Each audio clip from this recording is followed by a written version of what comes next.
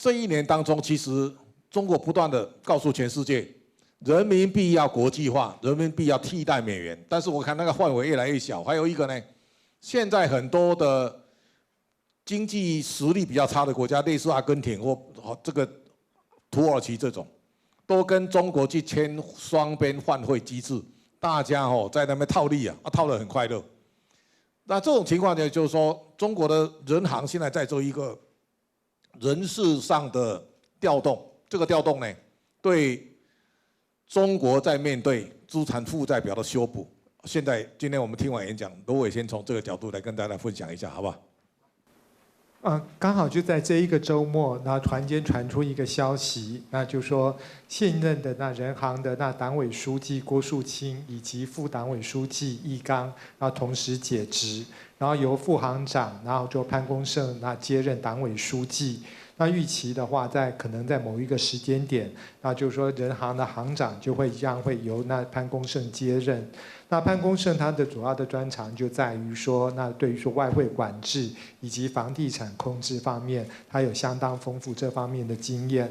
那所以我们预期说，过去那就说那很长一段时间，那易纲一直在坚持不做大水漫灌，然后他跟财政部之间做了相当长一段时间的抗衡。或许是说，在未来人事调整之后，那中国的货币政策可能会有所调整。那这是就说，或许说这是他来解决问题的一个方法之一。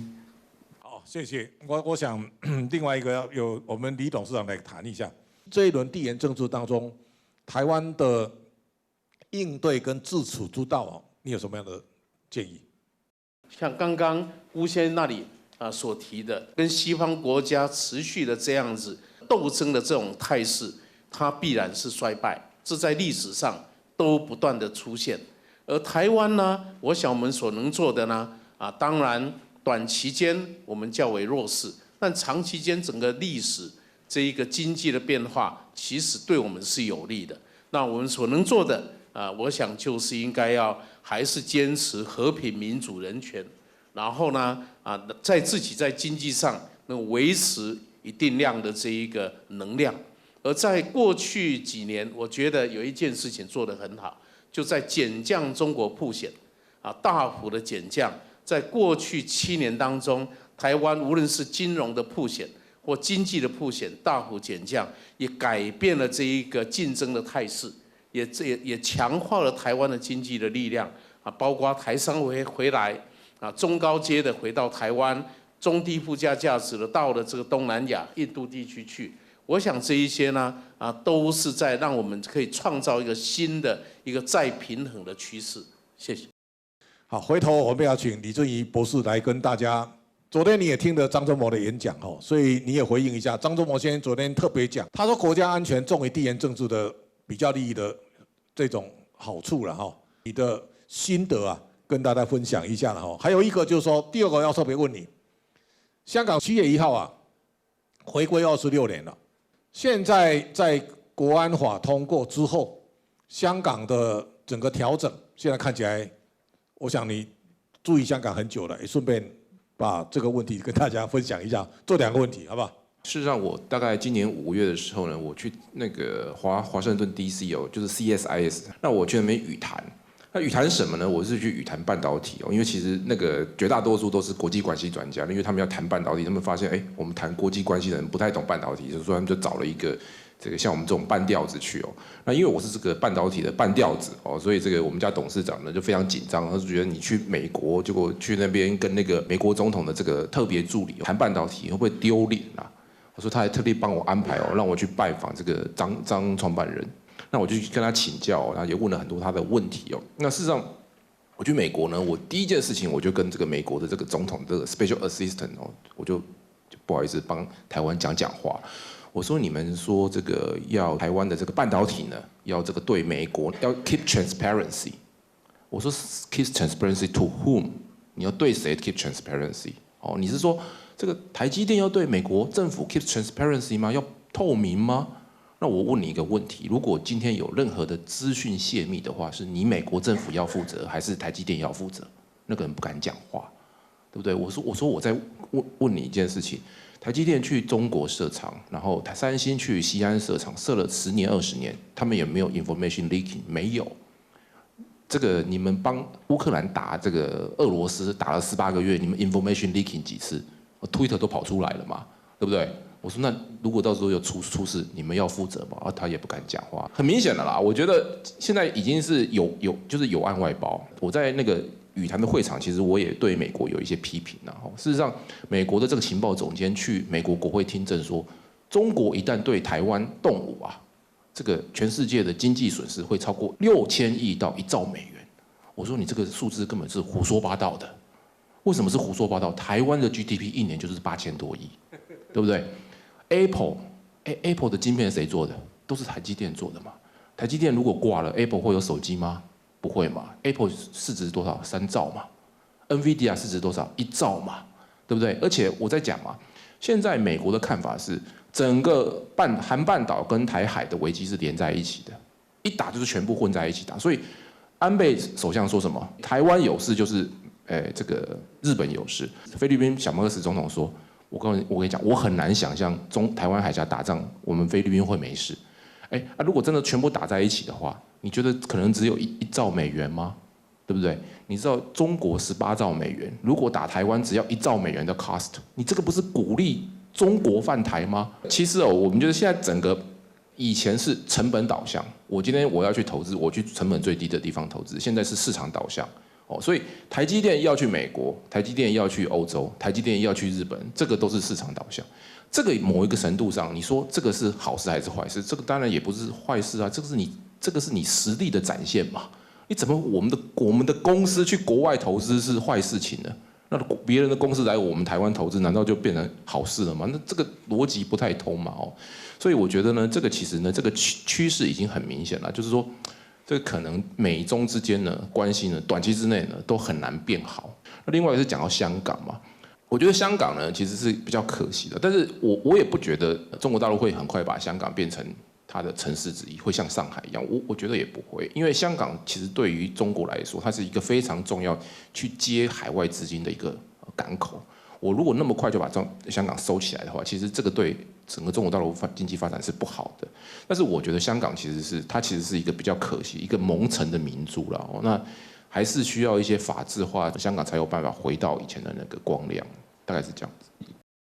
罗瑋再请教你一个问题，就是说美国升息如果再往上升啊，对未来的世界经济到底会带来什么影响？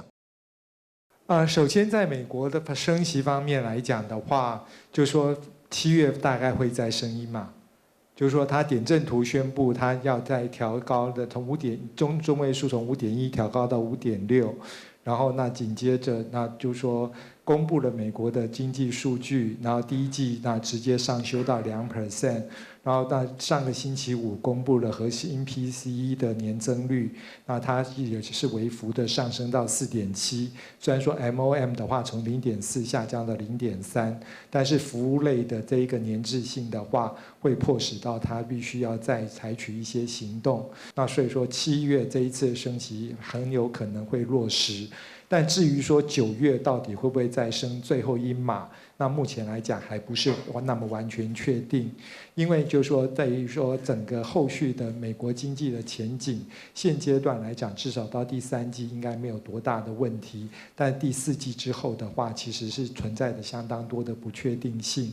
所以说大概8月底的杰森后的年会的话，就是说可以观察那9月份或11月份有可能再做最后1码升息的一个可能性。那另外的话就是说，美国那大幅的升息，那10次升息，那总共20码的幅度之后，那接下来第11次升息，那升到那5.25%到5.5%，那其实对美国来讲的话，是造成相当程度的一个影响。今年的状况跟去年有点不一样，去年上半年初的时候，美国是薪资跟那物价之间呈现一个螺旋性的上扬，但是现阶段来讲，我们可以注意到。大概在从去年的11月到12月左右，他们目前的那薪资的增长率，那就是说已经开始上升。说上个月5月底为止的话，美国平均薪资12个月的移动平均现在达到6.2%，那比通货膨胀率的4% 来得更高。那我们其实在去年我们就预估，那就说美国的那 CPI 的年增率，就名目 CPI 年增率，大概在第3季的话就会降到4% 以下，那第4季的话会降到3%，那没想到是比我们的预估稍微早了1个月左右。那所以说这一个物价下降的趋势是，那就大概是可以确定的。但是服务类价格的粘滞性的话，会使得 Fed 它不敢那轻易的那就说松口，那就说那停止升息，否则的话很可能不小心就前功尽弃。所以说那可能7月还会再升1码，最后1码的话就目前来讲还不是那么清楚。这当中，我想在问顾先生之前我还是请我们李董事长来谈一个问题，就是说，银行现在大家，以前是中国的铺钱部位越高越好，现在如果你越高你就麻烦了。这个麻烦，我想以现在的情势来讲，台湾的银行业到目前为止的体质，这个李董事长来跟我们说明一下。我想做银行做金融，我们其实呢，应该要先围绕在这一个 real economy， 就实体经济为主。供应链谈的不再只是成本，跟这一个效率谈的更重要的是一个安全的问题。因此，这一个开始有一个转变。这转变呢，从银行的角度，我们是 follow 我们的客户，所以特别呢，我们是 follow 所谓的有根的国际化的一个策略。就是说，是一个以台湾为基础的一个跨国性企业，这也是我们这多年来在推动的一个观念。而这一些呢，从过去这7年来看，基本上这一些台资这些以台湾为基地的跨国企业呢，已经开始改变了。正如刚刚提到说，这个中低附加价值往东南亚走，这个中高附加值回到台湾。这一些呢，当然都引发这一个银行开始也跟着流动。除此之外呢，金融本身的风险，这个曝险，让我们也必须要做这个调整。那我记得在这一个2016年底那时候，我们台湾对中国曝险、金融的曝险超过60%，就占银行总净值的60%。而直到今天呢，大家一起努力，无论是从实体经济的移转到这个金融 financial sector 自己的一个自律的调整，已经降到大概25%，减半以上。而这一个公股银行减得更快，到现在剩18%。那台湾银行减更快，我刚回来接的时候是48%，现在呢，我们的中国曝险剩下5.8%，零头不到。所以这就是整个的这个趋势。那我想一方面呢，跟实体经济挂钩，支持台商全球布局，走向理性的全球化。另外一个呢是金融体系自己的一个自省风险的管控。我想做以上的这个报告说明，谢谢。李正仪要不要再补充一下？我想从地缘政治、友岸外包的供应链的移转的角度。你从经济学家的角度看未来世界的变化。那实际上，其实这几个刚刚社长讲这几个国家，其实我们觉得这个将来在友岸外包里面其实都扮演非常重要的角色。而且这里面其实不是每个国家是独立的，它其实有些国家是互相有非常紧密连接。我举个例子比如说波兰。那波兰其实是一个非常困顿的国家，在历史上其实非常辛苦那也因为这样子呢，其实波兰在很早期，尤其是在第2的时候呢，它其实在很早期那时候它已经灭国了它为了要复国，它其实很远方跟日本有很大联系，所以那个时候日俄战争的时候呢，日本有很多情报是流亡在欧洲的波兰军官提供的，所以波兰跟日本的关系非常非常深。所以我就讲这个其实这些友岸这几个点你现在看其实是一个点，它以后会串起来变成一个面这是很重要的。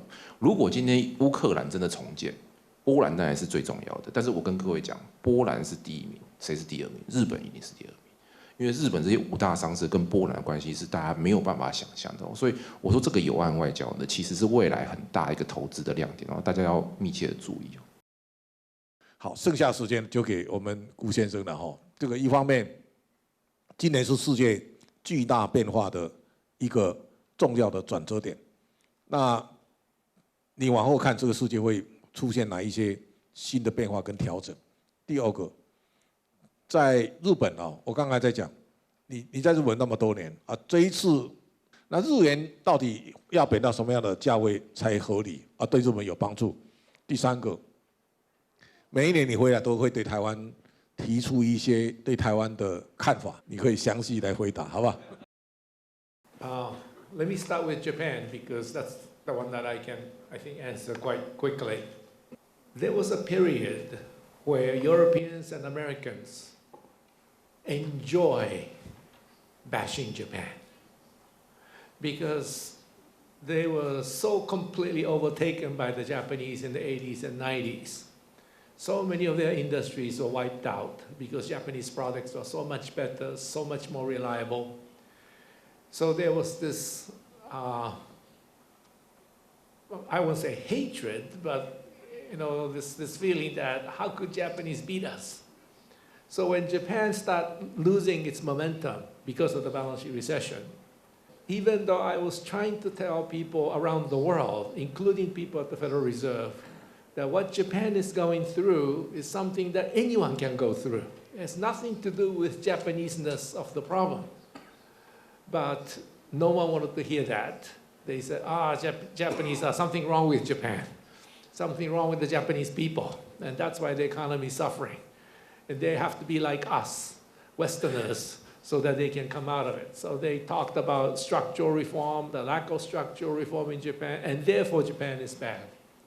And because these people control the media, global media, whether it's Bloomberg or CNN or BBC or whatever, so everybody else gets to hear the same story. And everybody somehow get the same idea that, Japan is kind of finished, unless they really become like the West. But sitting in Japan, and as I indicated to you in my presentation, it was quite amazing that after 87% decline in asset values, the GDP is still maintained. Unemployment rate never went higher than 5.5%, even though Japanese people lost wealth equivalent to 3 years' worth of 1989 GDP. The amount of wealth Americans lost during the Great Depression was 1 year's worth of 1929 GDP. The amount of wealth Japanese lost was three years' worth of 1989 GDP. So 3 times the damage. And still the GDP was never below the peak of the bubble. Unemployment never higher than 5.5%. Streets are still safe. People are still courteous. Everything is still working. So I thought that was Japan at its best. That even under such difficult circumstances, people are still doing everything that they're supposed to do. Society did not collapse. Crime rate did not skyrocket. And so I kept on telling people that, well, in some areas, Japan did fall behind because the companies have to use their money to repair their balance sheets. But there's still a lot of things that are perfectly good in Japan. But all these investors did not want to hear it. They were happy believing this Washington consensus or whatever you call it, that Japan is finished. That's already history. Warren Buffett lost $22 billion last year. So I guess Warren Buffett said to himself, well, if I could lose $22 billion believing this one, then maybe he can make more money doing the opposite. So he started talking about Japan, and suddenly everybody started paying attention to Japan. But for those of us sitting in Japan, they says, what has changed? It was always very good. It's difficult to even convince my wife that we should leave Japan. She's sitting somewhere over there. Because it's so comfortable, so safe, everything works so well, water is still drinkable, air is very clean, Every time you go to a shop, you get very nice service, no matter who you look like or how. That's difficult to get in any country, including here. So that's why so many of you like to travel to Japan, right? Because you're treated like kings and queens in any shop that you walk into. Whereas that's not always the case here. It's even worse over there in China somewhere. So to me, it's a kind of surprise why Japan suddenly got all this attention. But one reason why it attracted so much attention is because the yen has fallen so much. With the yen falling so much, all these investors around the world were saying, wow, all these calculations, but with such weaker yen, it makes more sense to invest in Japan. So that actually was one of the key catalysts. People paying more attention to Japan because now things are so much more cheaper, whether it's shares or real estate or whatever. But I am not very happy with the situation myself because I don't think Japan should be doing that. Japan should be maintaining highly accommodative monetary policy under those circumstances. Because the inflation in Japan we see are all imported inflations. Food prices have gone up quite substantially, energy prices and others too. So Japanese people are not feeling rich at all. In fact, they're feeling poor, much poorer, because compared to the income, the prices have gone up quite a bit. But Bank of Japan kept on keeping this very accommodated monetary policy.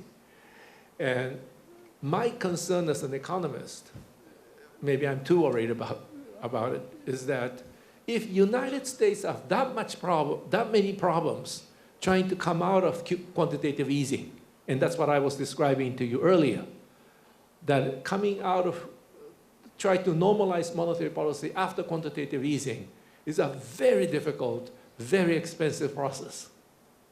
I say expensive because I skipped that one line in the presentation. Federal Reserve today has to pay $150 billion every year to the banks because the $3 trillion that they have with the Federal Reserve have to pay interest on it. Now with 5% interest rate on $3 trillion, that's $150 billion each year. The $150 billion that the Federal Reserve paid to the bankers will increase federal budget deficit by $150 billion. How do you explain to the average Americans that our budget deficit, the taxpayers' cost went up by $150 billion so that bankers will not lend money to the private sector in the United States? Try explaining that to the average people in America. Most people will say, what's wrong with the Fed? How did we gone into this mess? We have to pay $150 billion each year to the bankers so that the bankers won't lend money to us. This debate hasn't happened in US yet, but I'm sure some Republican or whoever will start pointing this out and say, how come we have to pay $150 billion a year to these rich fat bankers for taking zero risk, and then we, the taxpayers, have to suffer? Now, if it's $150 billion in Japan, United States, how much would that be in Japan? The amount of excess reserves in the banking system in Japan is over 520 trillion yen. That's almost the size of Japan's GDP. It's 7 times larger than in the United States. So if Bank of Japan has to tighten monetary policy at some point, or normalize monetary policy, that's the kind of 520 trillion is the base that they have to start normalizing. And so the task of normalizing is going to be much more difficult, much more risky than in the US case. And the US is already having so many banks failing and so many commercial real estate prices falling. There are a lot of risks in the US market already from this Federal Reserve raising interest rates to over 5%. If the same thing happens in Japan, it'll be a million times worse.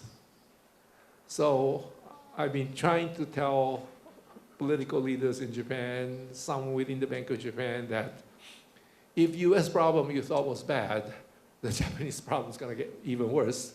So why don't you normalize monetary policy as soon as possible? Especially now, when yen is so weak. This is a chance for Bank of Japan to normalize monetary policy. Because if the yen is weak and you try to normalize, chances are high that many foreign investors will come to Japan because they know that the yen will be appreciating. So you want to be there early.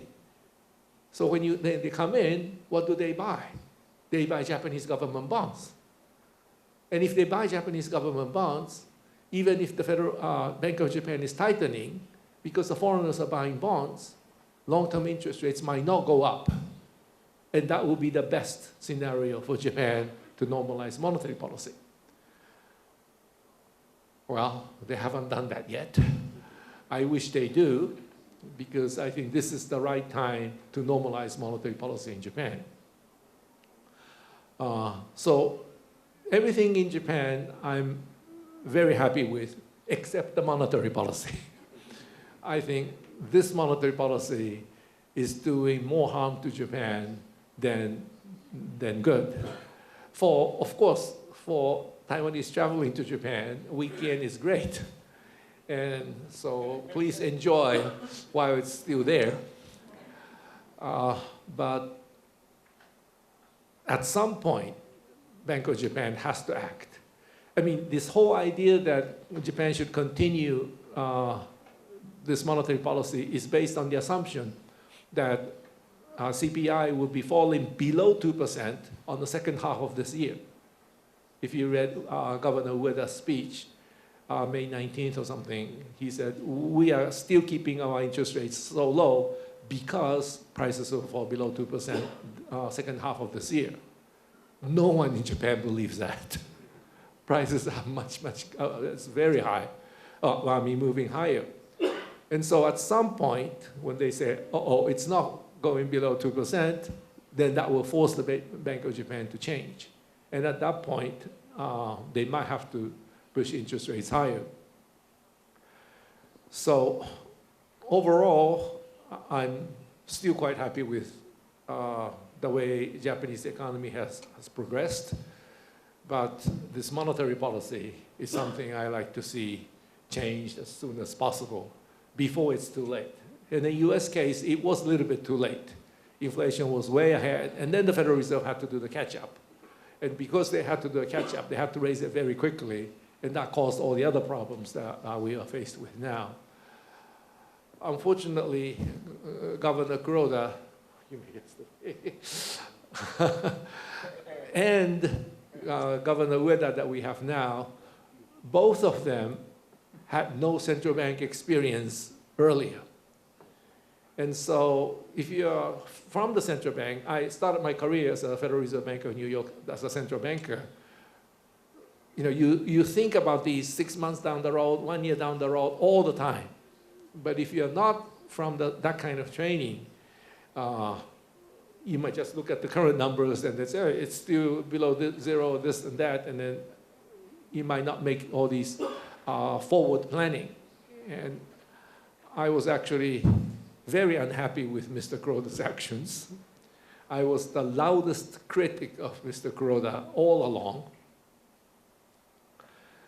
And a lot of people in the financial market were on my side, but Kuroda did whatever he did. Now we have to face the cleanup. And this cleanup, 520 trillion yen of excess reserves in the banking system. I mean, if any of you can come up with great ideas to remove this thing, I'll be happy to listen to it, because it is such a daunting task ahead. And it was not necessary, because it wasn't working anyway. You saw that one of my charts where Kuroda did this massive increase, and then the inflation rates, lending, all staying very flat, not responding to what Kuroda was doing, because we had this lack of borrower problem. But now, if the borrowers do come back, which is what we are all waiting for, this 520 trillion will have to be removed quickly. And so on the way in, it did no good. On the way out, it could do a lot of damage. And that's not the Japanese problem, of course. The US is going through that too. And Europeans are, of course, faced with the same problem as well. Taiwan. Well, I think Taiwan has done a great job. I have visited a few of the Taiwanese companies, numerous clients, and I'm very impressed by the sense of urgency that these Taiwanese companies, the management of these companies have. And whenever I go visit and talk about these issues, the kind of questions I get from Taiwanese companies, the managers, are really sharp questions. And I wish I got those questions when I was visiting Japanese companies, because that's the kind of sense of urgency that Taiwanese operate under. Of course, we have the kind of neighbor that we have. People have to operate that way. And I think that's one of the key forces of Taiwan, a key strength of Taiwan, that because we are under such horrendous geopolitical pressure, people have to be always aware of what's happening around the world. And that makes them a better businessman and better in so many fields. Whereas Japan, it's a very peaceful place. And so they're kind of losing all this contact with the rest of the world because in some sense they don't have to. But if I may go back to Japan on one point, I have seen a huge change in Japanese reporting on Taiwan. Until about 2 years ago, if you see one article on Taiwan in Japan's Nikkei newspaper, maybe once every 2 weeks, maybe once a week, but usually once every 2 weeks, one little news. Last year, you see an article on Taiwan, whatever the issue may be, once at least every day. Maybe 2 news every day. That's how much Japanese concern on Taiwan has grown in the last 2 years. And I think that's a very good sign because, as former Prime Minister Abe said, Taiwan problem is Japan's problem. And so Japanese are becoming a lot more aware of what's happening here and a lot more concerned about what's happening here. But then also tell me what's going to happen to the next election here. Because they're very concerned that if it goes to wrong hands, whatever that may be, everything could be all screwed up. So those are big changes on the Japanese side toward Taiwan, that everyone is talking about Taiwan. Everybody is hearing about Taiwan every day. A huge change that I haven't seen for last 40 years, but it's now happening. But coming back to Taiwan, Taiwanese companies are now borrowing money, as you saw in one of the charts.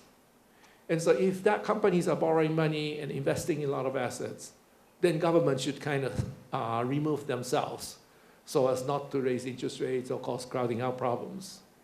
But if we get into a situation where companies are not borrowing money, more cautious, then those are the times the government has to come in and borrow more.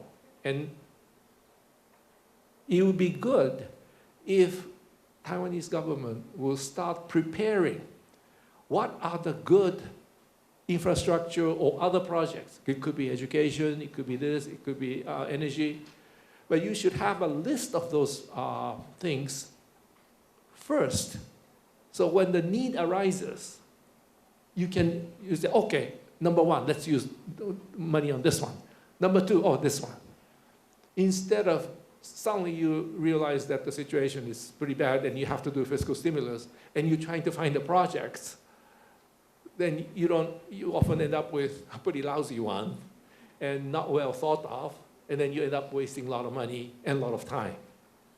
So as a precautionary measure, I would recommend Taiwanese government, or any government for that matter, to always have certain number of projects well studied, vetted, so that when the need arises, they can go onto those projects, realize them right away, so that we don't waste time as the economy might be losing steam. And I would like to see if we can make the water drinkable in Taiwan. Maybe I said this earlier in earlier sessions, but I was told that during the Japanese times, water was drinkable. But after that, no one maintained it, and therefore the water became undrinkable. But if water becomes drinkable, then I think it will add so much to the image of Taiwan and to the public health. And Taiwan's health system is one of the best in the world in terms of helping average people. I'm sure there will be a lot of people, I don't know whether this is a good idea at this juncture, but I'm sure many people in the mainland would love to come to get a health treatment in Taiwan. And if the water is drinkable, that will be even, it will really show them that, look, Taiwan is well ahead. In those areas that may not add directly to the economic growth and development, but will it raise the living standard, the real living standard of the people if water is fully drinkable, and that adds to a new set of business, especially with people coming from abroad. I think those are the areas where I think Taiwan can do some more from the government side.